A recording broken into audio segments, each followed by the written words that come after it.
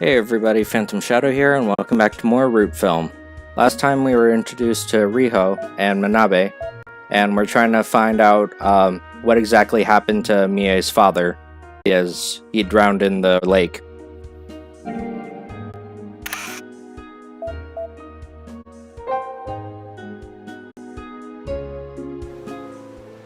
The police's investigation of the Nakumi docks is still ongoing. The autopsy likely hasn't been done yet, since the body was still covered in a blue sheet.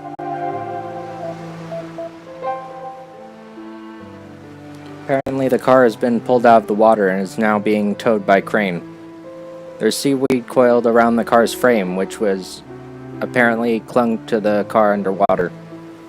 The car itself doesn't seem to be damaged from the looks of it.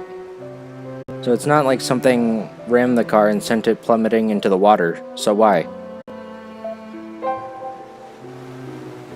Hey, who's that person over there? Manabe says while eyeing the area around the blue sheet suspiciously. Rio followed her gaze, only to find herself looking at a woman clad in traditional Japanese clothes. She looked quite out of place. As the woman walked away from the blue sheet briskly and addressed Manba. Yes, that is certainly my brother Kosaku. I see. Yes, we're grateful you went to the trouble of coming over here to confirm it for us. Yes, it was certainly a bother. He may be my brother, but he's no longer part of the Kotoshiro family. I very much want nothing to do with him. I see, that's quite right, but if you don't mind, I'd like to ask you a bit about him. Is this supposed to be compulsory? In which case, I'd like to see a warrant. No. I mean willingly, of course, at your leisure. I apologize. I'm just a bit agitated since our family head, Higo Zaimon, passed away. But I have a meeting later today regarding the funeral at Fumonin, so I'll have to decline. I see. Some other time then. Thank you for your cooperation. Manba saluted as the woman walked off, paying him no heed. Who is that lady? She's scary. She said Kosaku was her brother, so I'd assume she's from the Kotoshiro family. She mentioned going to Fumonin, so we might want to catch up to her and ask her a few questions. I'm no good with old ladies like her. I feel like she'll just get mad at us if we walk up to her. Weren't you looking into this for me, eh? Yeah, but...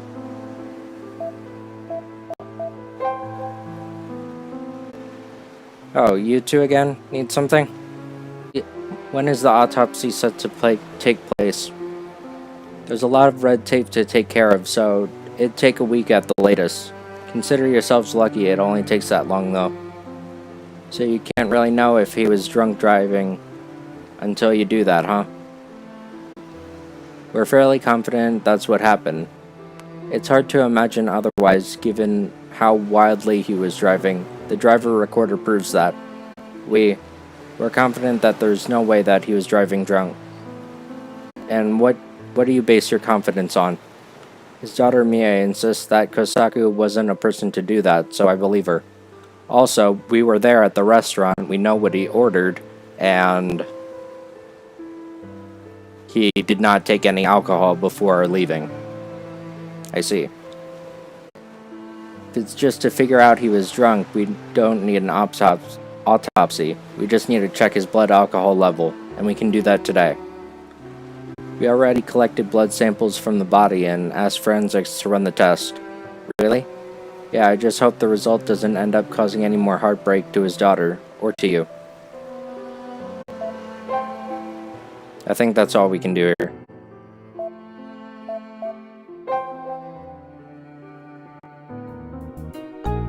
They go back to Restaurant Bear, where they dine with Kosaku the night prior. There's something here, Rio? Yeah, I mean, I don't know if she's related to this, but I want to ask about Ayane. Why about her? Well, Mie and Ayane are cousins, so that means Ayane is Kosaku's niece, right? And before she left, she asked me if she'll be coming tomorrow too. So I figured that might mean Kosaku was supposed to visit his old family, the Kotoshiros. So you think Ayane, or rather the Kotoshiro house, has something to do with Kosaku's death? I think it's possible. If Kosaku returned to Shimane to visit the Kotoshiros, it feels a bit too comfortable for him to disappear right before he sees them. I want to look a bit deeper into the Kotoshiro family. Yes, I see where you're coming from. But wow, you really did read a lot of mystery novels, didn't you? I'm surprised by your deductive skills. I'll be seeking out pieces of the half-baked mystery. From now on, you may call me Chemistry. Do you want me to call you that? Never mind.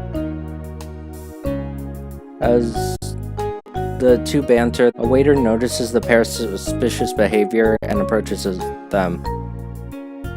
At a sight, Ryo recognized it was the same waiter from last night. Excuse me, would you like a table for two? No, sorry. We didn't come here as customers this time. We want to ask you something. What is it? Actually, we had dinner here last night. Do you recall a woman who sat in the table over there? Yes, I believe it was Miss Ayane Kotoshiro. That family are regulars of ours, so I happen to know her. That's good. Well, apparently she was supposed to meet with someone, but they didn't show up. So we were asked to deliver something to that someone, but his name slipped my mind. Do you remember who she was supposed to meet? Yes, I believe it was one Mr. Kazuya Makita. He's an employee of the Kotoshiro family. The reservation was on his name, so I'm pretty sure it was him. Right. Kazuya Makita? That was his name, thank you. Ryo gets the name of the person Ayane was supposed to meet with. After thanking the waiter a few times, the two leave the restaurant. I'm surprised you were able to make that up. Oh, come on. At least we know who she was waiting for now. But I'm surprised. It looked like she was waiting for her boyfriend, but it was actually her family employee. The relationship between them is curious for sure. Yeah, there's a chance that the employee was the person that called Kosaku, too. I noticed quite a few typos, like missing the T for thes and like, they got that wrong too. Right, let's look into this a bit deeper, Chemistry. What's wrong? Hurry up and go, Chemistry. Sorry, please forget about that.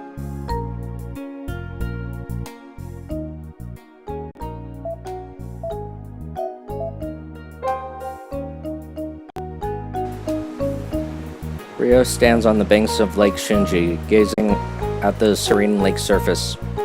Mia's tragic, tearful expression. The way Kosaku lay limply in the pallor of his skin.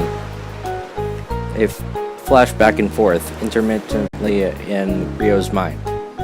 No good, I can't gather my thoughts.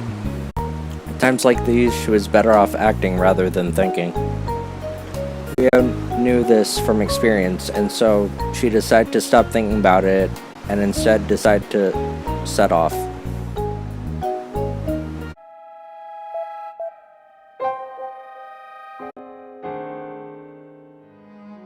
Ryo and Manabe arrive at Fumonin. They cross the magnificent temple gate and reach the main temple. It is built with an impressive tilted roof style. Suddenly, the sound of cussing, quite inappropriate for the temple grounds. What was that? Can't imagine someone having an argument in a place like this, but Ryo and Manabe hide in the shadows, looking ahead as the shouting didn't seem to be dying down. They see a stern-faced man clad in traditional clothing, scolding and shouting at a young man. You miserable wretch, you dragged my name through the mud again? My apologies, but the payment I've given for the ritual fits the sum Lady Ryoko specified. Don't talk back to me. I'm saying you are shaming me, the future head of the family. Ah. The middle-aged man kicks the younger man in the stomach, prompting him to bend over in pain. Ah. Rio, who is watching this take place, almost burst out of her hiding spot when, "Hey, stop that, Uncle Seiji. If you're really going to be head of the Kotoshira family, how about you act like a decent adult?" The man Ayane called Uncle Seiji walks off with a scoff, perhaps put off by her sharp glare. "Are you alright, Kazuya?" "I'm fine, thank you, young lady. Don't strain yourself, just rest here for a while, okay?" "Yes." Rio whispers to Manabe as she watches over the scene. She called him Kazuya, so this might be the person she was waiting for in the restaurant. He called her young lady, so I think that's safe to assume. What should we do then? Probably pretend we don't recognize her and approach? Yeah, let's do that. Rio and Manabe nod at each other, stepped out of the shadows, and approached inconspicuously. Wait, didn't we see you at the restaurant last night? What coincidence, I can't say I expected to see you again here. Ah. Rio greets and engages her in small talk for a while. Wow, so you're the Kotoshira family butler, Kazuya? He's attentive, kind, and a hard worker, and despite that, he... Never mind, forget it. She must mean that Uncle Seiji. By the way, I heard about, Uncle Kosaku. How's Mie? Yeah, she's not taking it too well. Right, that makes sense. Her dad did pass away all of a sudden. Well, I only just met her, so I don't really feel like she's my cousin. But tell her I said not to be too bummed out over this too much and cheer up. If she needs someone to talk to, I'm willing to lend an ear. Thanks, I'll let her know you said that. Wow, seeing a butler is unusual nowadays, especially the fact that your family's been serving the Kotoshiras for generations. Well, that's mostly because the Kotoshira house is a well-known family in Matsue. They were once a warrior clan said to worship and be under the protection of Koto Shiranushi. Texts dating back to the Kamakura period tell us as much. The Kamakura period, the one that started in 1192?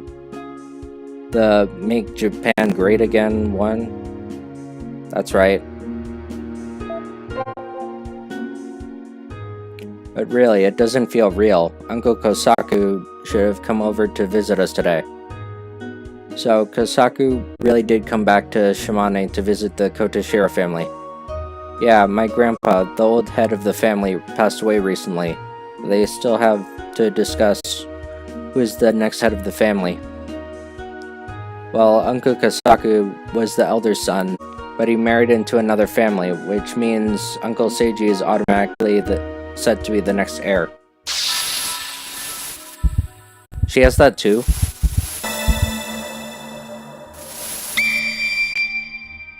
Synesthesia memorized. I see. Which means that Uncle Seiji has a good enough motive to kill Kosaku.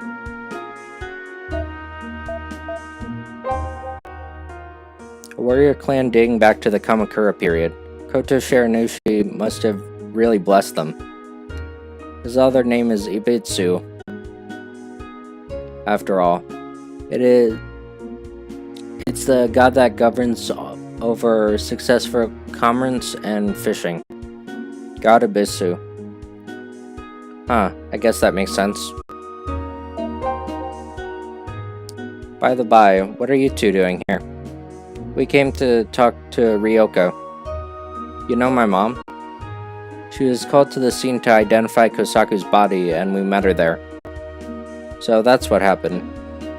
So you wanted to ask her if she knows anything about why Uncle Kosaku died, huh? Yeah, something like that. She said she'd be going to Fumonen back then. Then you're a little too late. She just went back home. If you really want to talk to her, stop by my house. It's not far from here.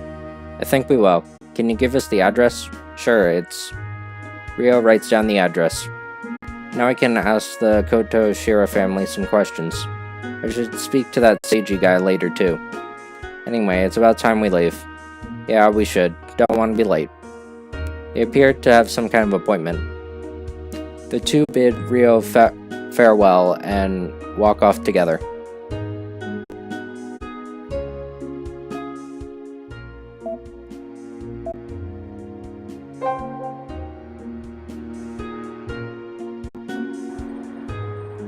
Let's head for Koto Shiro's place then. Wait a sec. What is it?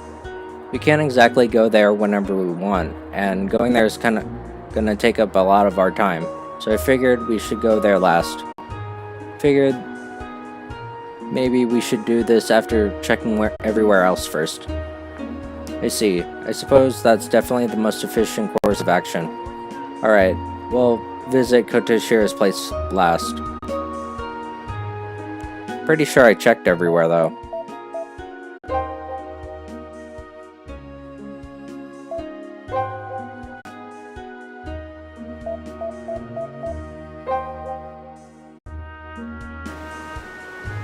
I have to solve the case of Lake Shinji. This can't be a coincidence. Denying the option in her heart, she nods at Manabe and leaves the lake.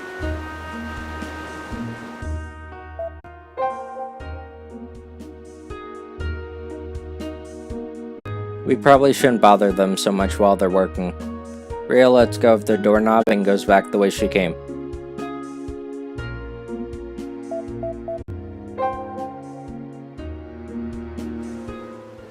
The police investigation of the Nakumi docks is still ongoing. The autopsy hasn't been done yet, since the body was still covered. There's something I'd like to confirm. Have you pinpointed the time the car sunk? Yeah, the drive recorder was unharmed, thankfully. He reached this wharf roughly at 8:40 p.m. and parked the car for a while. Probably wanted to breathe some night air or something. After that, at 9:30 p.m., he started the car again and suddenly started driving erratically, before eventually driving off the wharf. As soon as Manabe said that, Ryo feels the view before her distort as his words act out in her mind's eye. Ryo knew this feeling. Synesthesia. A unique sensation she and her family experience at times. The sensation, these words, I have to remember them. Okay. I missed this earlier.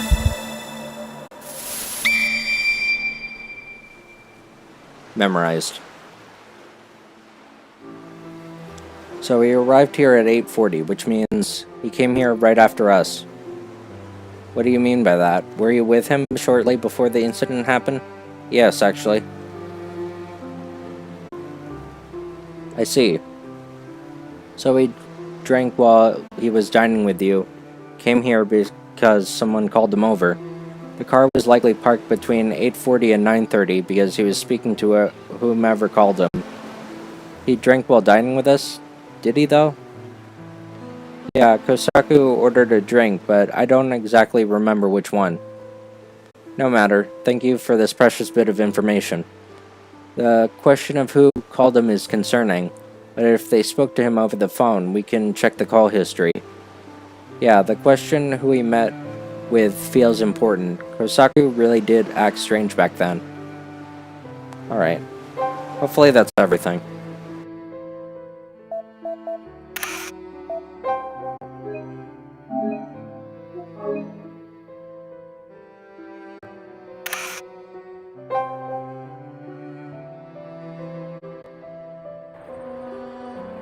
Let's head for Koto Shiro's place then. Missing something.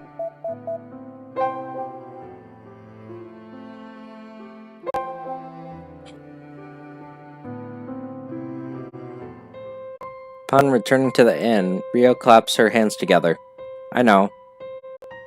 Manabe, when we were having dinner with Kosaku, your camera was running, right? Yeah, I left it sitting on the table. but it was on. Then that's it. If we check the footage, we'll be able to see if Kosaku was drinking. You're right, let's check it out. Manabe hurriedly takes out her camcorder and puts the SD card with yesterday's data in it. Then she searches through the screen for a while before finding the point where the dinner party is started. Ready? I'm hitting play. My, I'm quite late, aren't I? It's been so long, I missed you.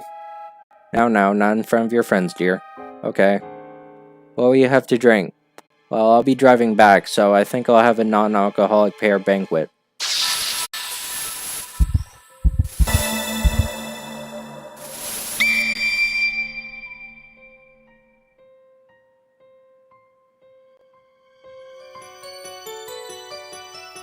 Ah, he said it clearly. He took a non-alcoholic drink because he knew he'd be driving. Yeah, let's keep listening and see if he didn't order anything else, just to be on the safe side. Right.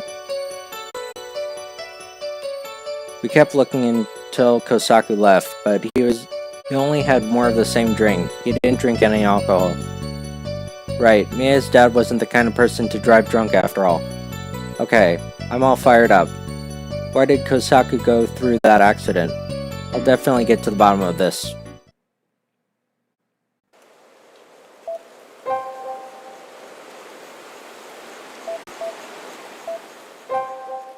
I guess we should tell the detective? Oh, he's not there. Ryo simply remains silent and gazes at Kosaku's corpse covered in the sheet.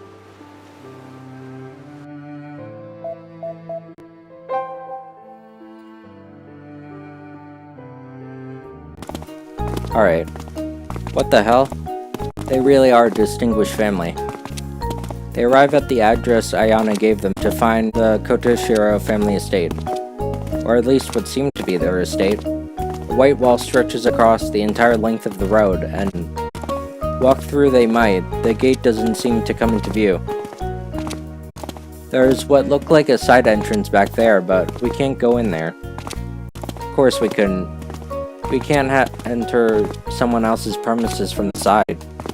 Where's the main entrance? Ryo can't help but look up to the heavens and cry out in frustration. Oh, it's you two. Ah, Inspector Manabe. You girls sure had a rough time of it. Ayane's pleasant laughter spills over Ryo and Manabe, who are drenched in sweat.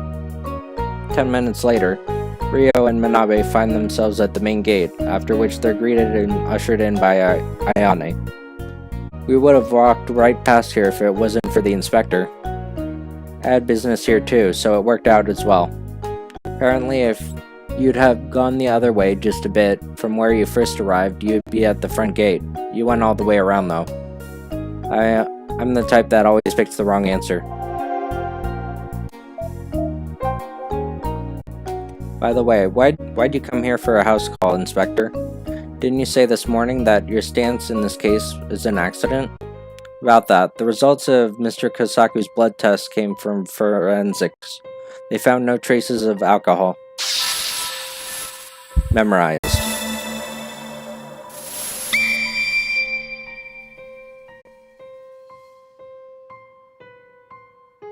I knew it. Mie said so. Yes, in which case we must investigate this as an incident. Of course, we're also investigating the possibility that this was an accident also. So I came here to question the resident of this house. I see. Nothing else. The police admit he wasn't driving drunk. That's great, Mie. Anything else? Assuming Kosaku's death wasn't an accident, do you think it has to do with this family's succession feud? Given my position, it's hard to answer the question here. We need to consider all possibilities for the time being, I suppose. But given the timing of his death, it only makes sense to assume that he has to do with the succession feud. Anyway, you wanted to talk to Mom, right? Yeah, and to Seiji, who's said to be the next heir. If only you came a bit sooner. The succession ritual's already started. Succession ritual? What is that exactly?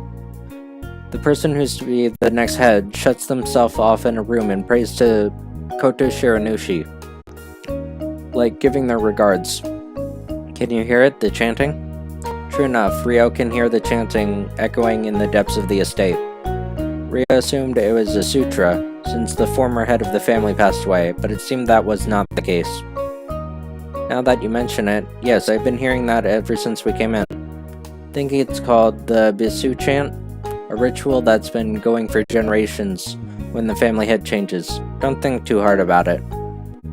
So doing the ritual means that you're officially acknowledged as the new family head? Yeah, Uncle Seiji's been refusing to eat eggs and chicken meat because of the ritual. Apparently, Koto Shiranushi hates those foods or something. He's been gung-ho about taking over as the new head before Uncle Kosaku, the eldest son, died. Then what about everyone else? Seiji is busy with the ritual, so can we talk to Ryoko? You can't right now. Other candidates for the position of family head are to stay in the antechamber until the ritual ends. I see. As assistant in the ritual, Kazuya has to be on standby near the seclusion room too. He must be bored stiff. It's a good thing you two showed up.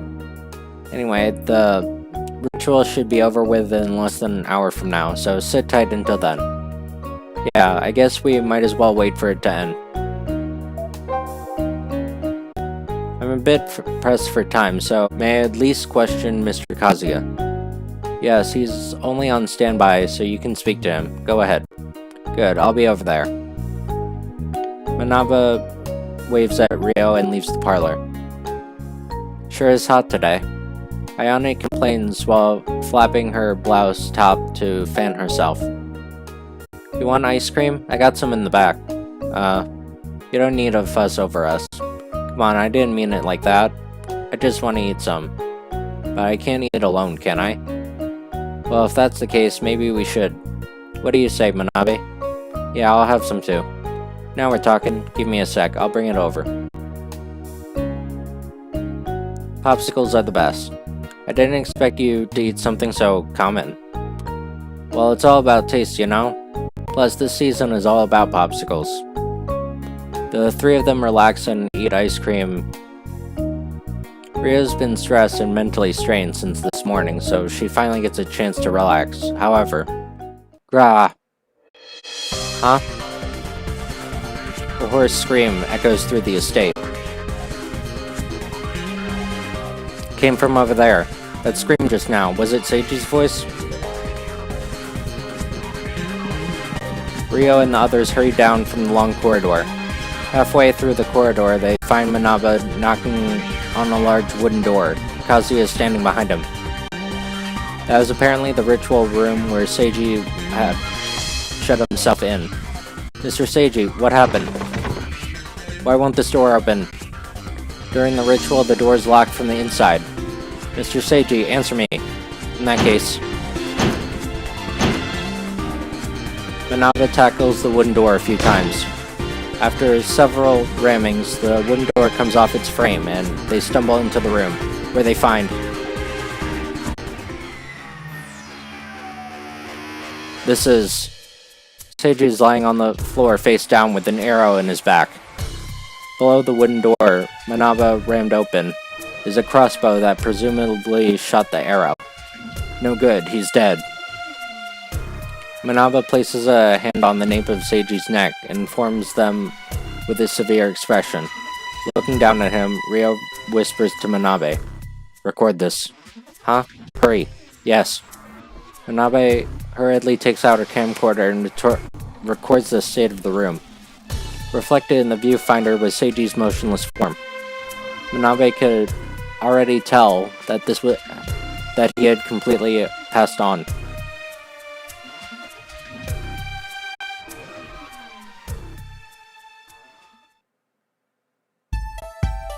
Ryo Part 1, Chapter 2. Looks like we have another mystery to solve.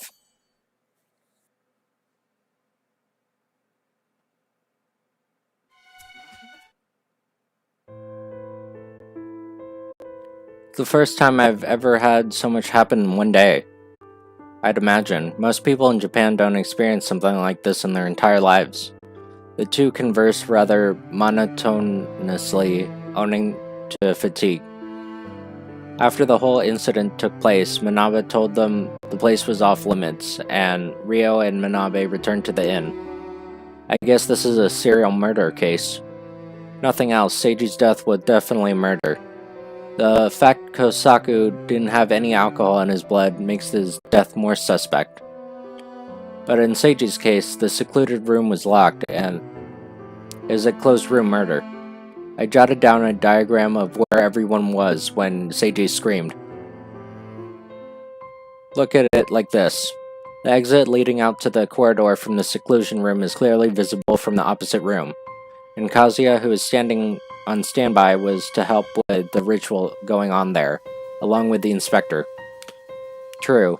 Even if we assumed Kazuya was lying, Inspector Manabe was right there with him, and Ryoko was in the room. It had only one entrance too, and she needed to pass by the parlor, which we were in, to reach the secluded room. We didn't see her though, and Ayane was with us, so we all have alibis for when it happened. Do we though? So this is another accident? Maybe the arrow misfired for whatever reason. That's weird too. Imagine two candidates to the position of the family head dying, both of them from accidents. Then we'll have to snoop around some more. You're still trying to find the truth for Mia's sake, right? Right. Let's keep going a bit further with this. We're already part of this, so let's see it through to the end. Interesting.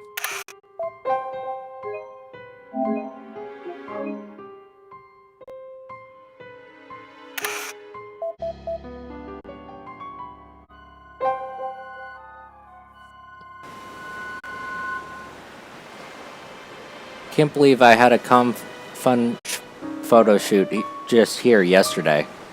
A lot of bad things happened in the space of one day. Yeah, at this point I almost missed the creepy camera guy. You called? Ah! I thought you called for me just now.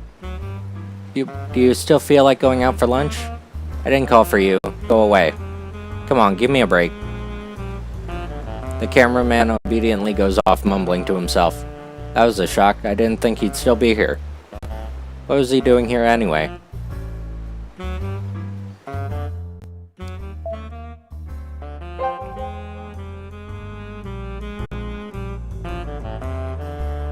The two of them stopped near Restaurant Bear. You want to grab something to eat, or just question them? No, I'm not hungry yet. I got nothing in particular to ask either. Let's not go in. We shouldn't bother the staff. Yeah, let's go somewhere else.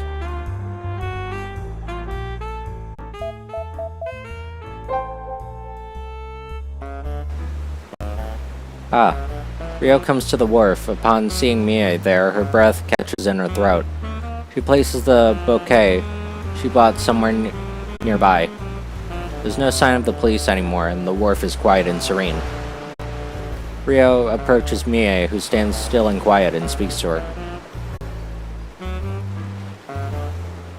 Mie, you should have rested in your room for a bit longer. Yeah, I was thinking of doing that, but I couldn't sit still. Right. Mie, I got one bit. Really, it's just a little bit of good news. The police didn't find any alcohol in your father's blood. So, it's like you said, he didn't drive drunk. Really? Right then. Thank you, Ryo, for letting me know.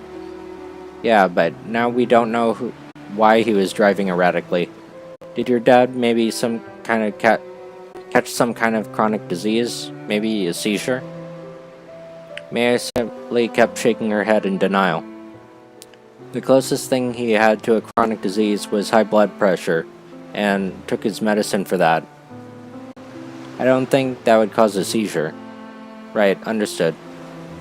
This is the only thing I can say right now, but I think I'll be able to tell you the truth about your dad's death soon, so wait for me. Mie stays silent and simply regards with a small smile. Ryo meets her gaze and smiles back, and the two of them leave Mie behind and leave the wharf.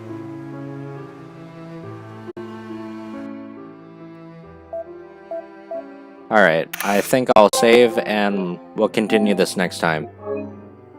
So, thanks for watching and see you guys then. Bye.